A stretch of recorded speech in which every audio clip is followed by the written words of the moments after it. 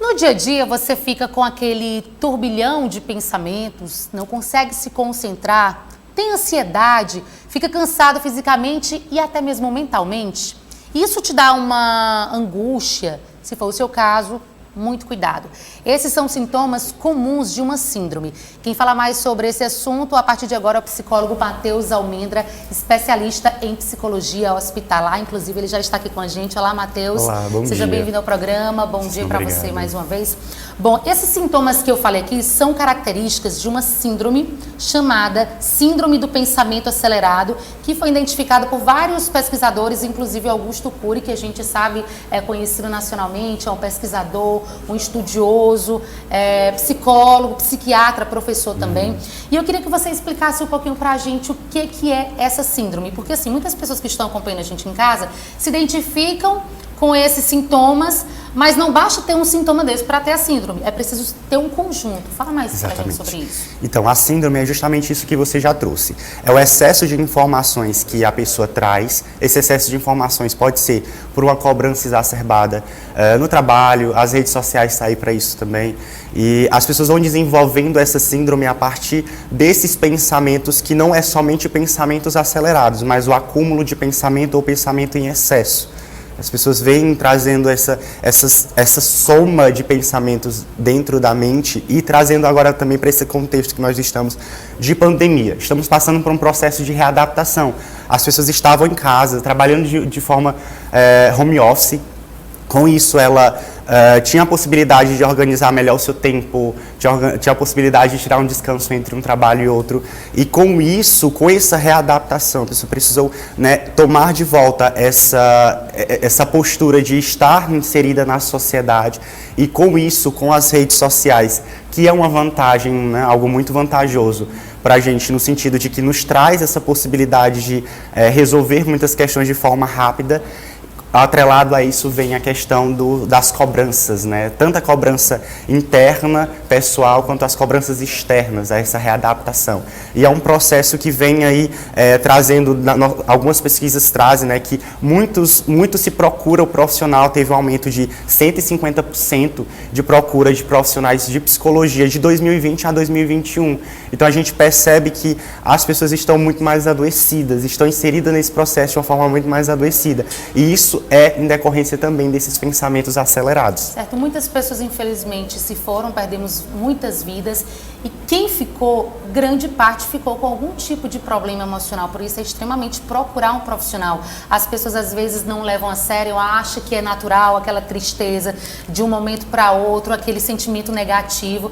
E falando mais sobre essa síndrome, vale a pena a gente reforçar também que não tem a ver com a qualidade do pensamento, mas sim com a quantidade e a forma que influencia na nossa vida. Por exemplo, é comum a gente se preocupar o dia todo, ter vários pensamentos, trabalho, casa, dia a dia, mas a grande questão é a quantidade. Exatamente. A gente precisa saber diferenciar o que é normal, o que é de fato algo que é sadio, aqueles pensamentos que eu trago como preocupação, que vai me estimular a realizar uma atividade ou a ser proativo no meu trabalho, para aquilo que é patológico, ou seja, aquilo que me cristaliza, aquilo que me paralisa no meu serviço, ou enfim, nas minhas atividades diárias, por mais simples que seja.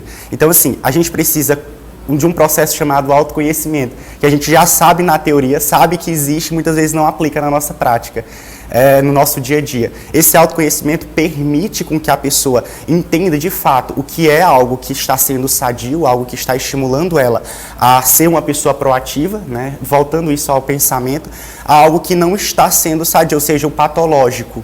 Né? E esse processo de saber diferenciar, né, passa por essa questão do autoconhecimento. Você precisa entender quais são os seus limites, precisa entender quais são as suas necessidades básicas, até onde você pode ir, até onde o seu pensamento, o seu corpo pode ir para desenvolvê-lo e que isso não ultrapasse os seus limites, não ultrapasse as suas questões, os seus problemas, para utilizar isso a favor de, nem que seja algo realmente de forma proativa, mas tem que saber ponderar, ou saber limitar e entender as necessidades, ou entender até onde o seu corpo pode ir, a sua mente pode ir. Agora, Matheus, esse autoconhecimento nem sempre é fácil.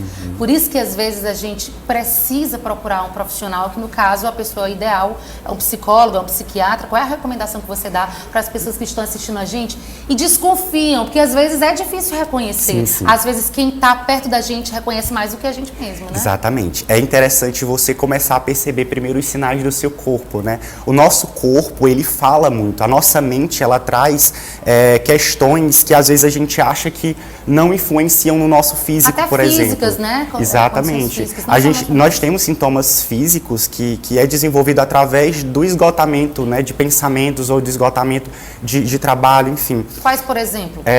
Ansiedade, sudorese, taquicardia. Se você sente algum desses sintomas de forma exagerada, lógico que nós precisamos entender que a ansiedade, ela existe, ela nos estimula, mas quando isso te paralisa, você não consegue desenvolver uma atividade por conta dessa ansiedade, aí se torna o patológico. Aí se torna a questão que a gente precisa começar a perceber esses sinais. Percebendo os sinais, assim, você procura a ajuda de um profissional. A priori é interessante você ir atrás de um profissional de psicologia. Você descobre ali dentro daquele momento, de fato, quais são as suas necessidades, de fato, quais são as questões que você precisa resolver. E lógico que, atrelado a esse profissional, nós temos também os psiquiatras que ajudam com a questão da medicação, e é um processo que eu sempre digo, né, inclusive para os meus clientes, que é algo que é muito interessante caminhar em concordância, né, tanto para a psicologia, as sessões de psicoterapia, por exemplo, quanto o medicamento mesmo. Isso junto é a combinação perfeita, vamos dizer assim. Certo. A gente tem aqui na tela alguns sintomas aí da síndrome do pensamento acelerado. Se você quiser interromper, pode ficar à vontade para acrescentar alguma coisa. Ansiedade, inclusive, você já falou hoje. Dificuldade para se concentrar, ter pequenos lapsos de memória de forma frequente, cansaço excessivo, dificuldade para pegar no sono, irritabilidade fácil, acordar cansado, mudança de humor repentina, sintomas psicossomáticas, né, como dor de cabeça nos músculos, queda de cabelo, gastrite, por exemplo, é exatamente aquilo que você falou. Os problemas não são só emocionais, a pele, o corpo também manifesta, né? Fala demais. O nosso corpo reflete muito sobre a nossa psique.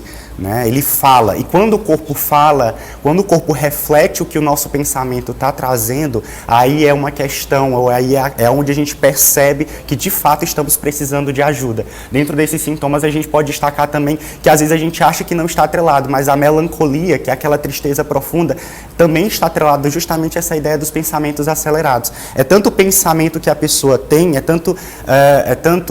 tantas questões que ela traz para resolver, tantas demandas, que ela não consegue administrar isso de uma forma muito positiva, então ela fica numa tristeza porque se frustra, tem um fracasso também atrelado a todas essas questões, ela não consegue desenvolver bem uma atividade e tudo isso vem se somando também a essa tristeza profunda. Então tristeza, melancolia, a própria depressão também é um sintoma da síndrome do pensamento acelerado. Agora, Matheus, estudar a mente é um pouco delicado, precisa de realmente muito estudo, porque se a gente está vendo alguns sintomas, e eu aqui na minha impressão mesmo, como não uma estudiosa, como uma jornalista, eu já associo a depressão, então é preciso ter muito cuidado, né? Sim. Os sintomas são muito parecidos, é preciso saber diferenciar, por isso que eu defendo aqui que é muito importante a gente procurar o profissional. Sim, sim. Nós dentro da psicologia, nós desenvolvemos várias técnicas para esse autoconhecimento. A linha entre a depressão e alguns outros síndromes ou transtornos é uma linha bem tênue, muito se confunde a respeito dos sintomas, por isso que é importante ter a ajuda de um profissional que de fato vai lhe ajudar nesse processo a entender o que é que você tem e de fato atingir aqueles pontos de necessidade para te ajudar a desenvolver melhor aquelas questões, né? Até mesmo atrelado à ideia do autoconhecimento que eu já trouxe lá no início. Então, assim, nós temos, inclusive, dentro da psicologia, várias técnicas que podem ser desenvolvidas para ajudar. Desenvolvemos essas técnicas dentro das sessões de psicoterapia e convidamos os nossos clientes, os nossos pacientes a desenvolver no seu dia a dia. Tem alguma técnica que você pode passar para os nossos telespectadores? Você pode fazer em casa mesmo? Eu daria 3 técnicas assim, que são essenciais.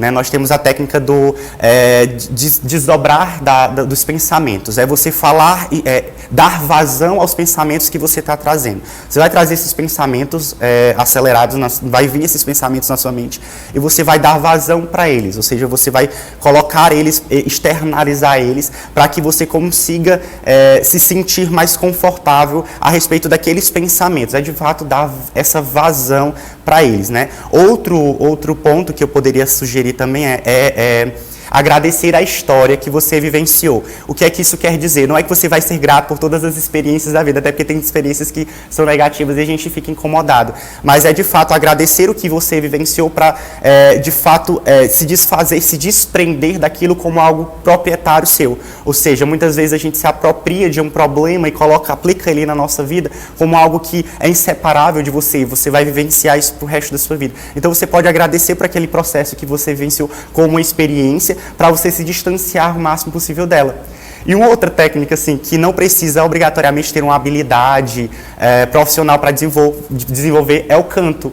A pessoa pode cantar, produzir através desses pensamentos, músicas que, como eu disse, não precisa obrigatoriamente ter a habilidade do canto ou saber produzir uma música, né? Escrever uma música de uma forma magnífica, assim, como profissional. Se fosse uma terapia, exatamente. Né? É você, de fato, utilizar um canto de ninar ou uma música que você já conhece para externalizar esses pensamentos. Então, você consegue colocar para fora de uma forma mais leve e você pode se sentir melhor com esse externalizar através do canto também. São técnicas que a gente desenvolve dentro da psicoterapia que não anula a necessidade de estar sempre com um profissional. Então, assim, exatamente. Inclusive, recomendo que nós temos vários órgãos que fazem atendimento de psicologia. Inclusive, dentro da Uninasal, nós temos a Clínica Escola, que faz esse atendimento para a comunidade, que faz esse acolhimento. São egressos que já estão trabalhando com esses atendimentos e é uma oportunidade que a pessoa pode ter